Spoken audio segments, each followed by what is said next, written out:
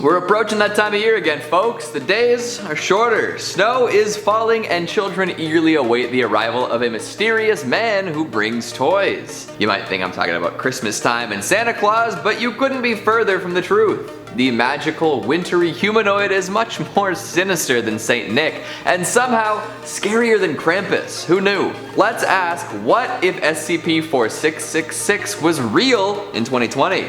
Boy, that's a fun way to cap off a supremely difficult year now, isn't it? Since time immemorial, people have come up with folktales meant to scare their children into behaving. Ones that appear in the winter have particularly powerful staying power too. I suppose parents really needed their kids to act right during the long winter months. Shorter days, colder weather, and less fresh food probably made things difficult for some, so having a mystical man bring gifts to only the best behaved children added some incentive for not causing a ruckus. We've all heard of Santa Claus and Krampus, right?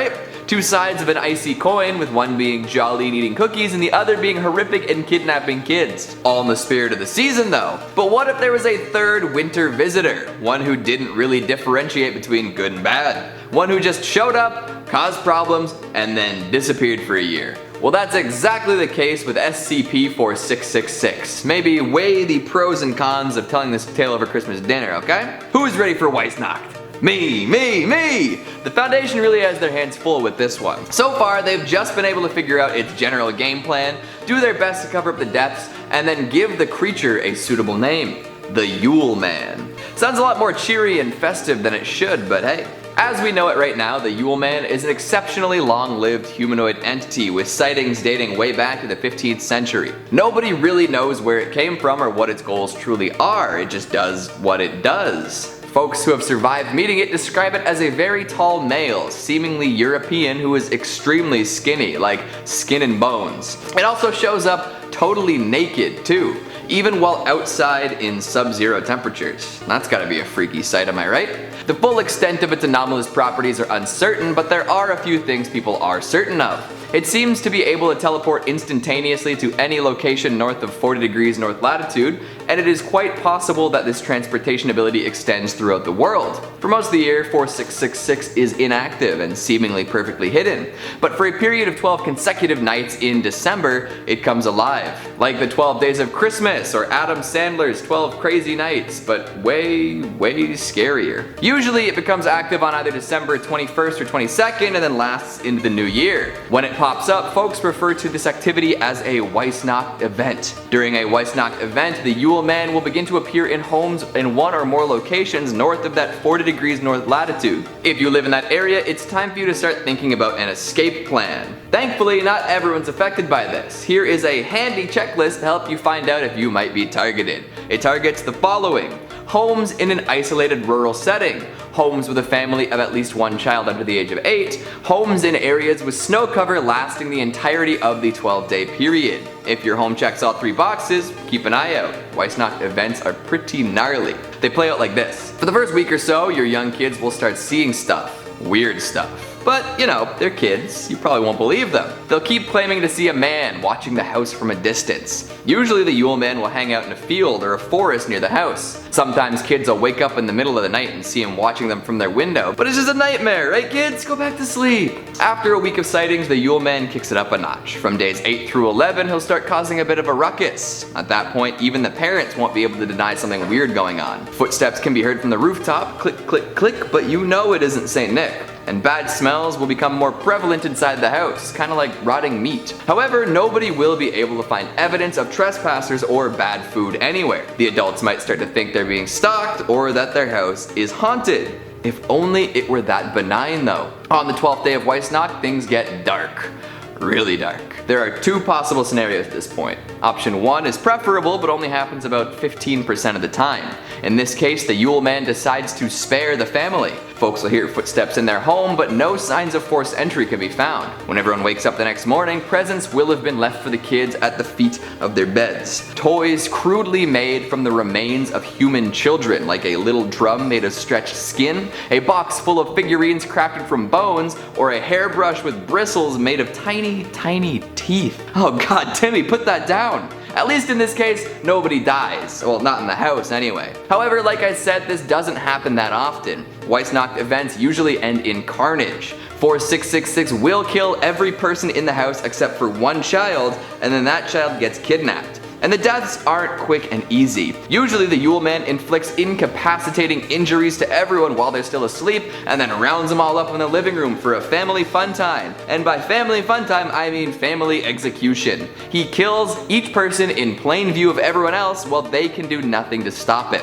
Usually the kills are pretty torturous in nature too. Accounts of these deaths date back to the mid-15th century, and all sorts of crazy murder is threaded throughout. The first known sighting claimed that a family was killed with very strong paganistic elements, and they were made to suffer greatly before death. Centuries later in Germany, a family was restrained with kitchen utensils and pitchforks, and their blood was used to paint strange symbols on their farm animals. Another instance involved tying the family extremely close to a lit fireplace, letting their feet burn down to the bone, and then crushing their heads with a heavy object. And those are only some of the insane, complex, and ritual ways that people have been killed by the Yule Man. Goodness gracious, he's quite creative now, isn't he? Well, we've got a good idea of what to expect from Weissnacht now, right? One case in particular does stand out as being especially disturbing though. See, there was one family that made it through the ordeal alive, and their children received those nasty, flesh-built toys. However, one was a life-size doll resembling a female child. There was a dress made of human skin sewn right into its body, its mouth was sewn shut with human tendons, its lips and fingernails were dyed red with blood, its scalp had been replaced with another child's scalp so they had a different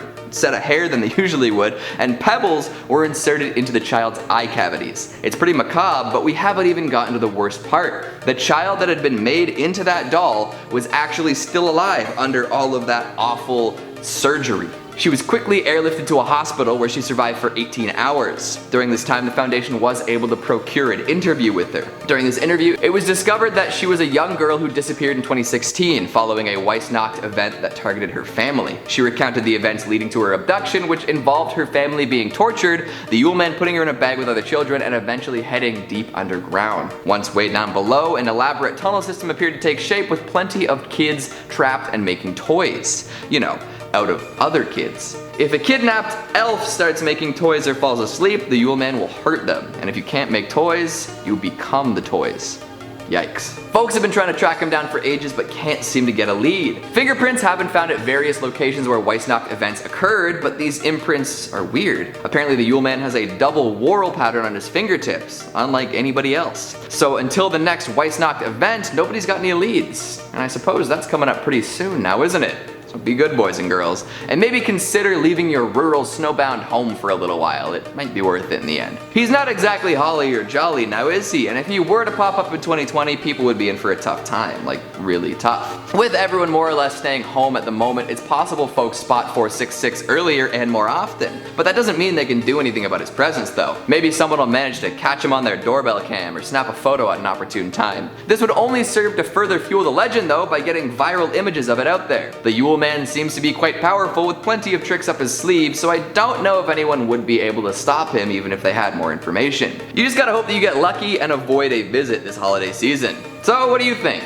Is there a way to stop SCP-4666? What would you do if he started showing up near your house? Have you ever seen anything weird out in the snow? Make sure you let me know down in the comments. Speaking of comments, let's take a look at some of your more holy ones from What If Donald Trump Starts Civil War II? Colin Champagne says, today on Life's Biggest Questions, let's get political edition. Hey, that's pretty catchy. Can we use that? Nolan Metzger says, everyone knows sequels mostly aren't good as the original. Shrek 2 begs to differ. Homelander says it's about time. Civil War 1 is getting old and the DLCs aren't really worth it anymore. Honestly, I was worried it was gonna end up as vaporware, or maybe like Duke Nukem. Disappointing. Skedit says all the narrators have the exact same voice. Mom says it's my turn with the narrator voice. And Lorenzo Me 123 says they did see my comments. Indeed we did. And that's all the time we have for today. Thanks for watching, and I'll see you next time. Indeed we did. Nope. Indeedly dee dee dee dee dee dee. Oh.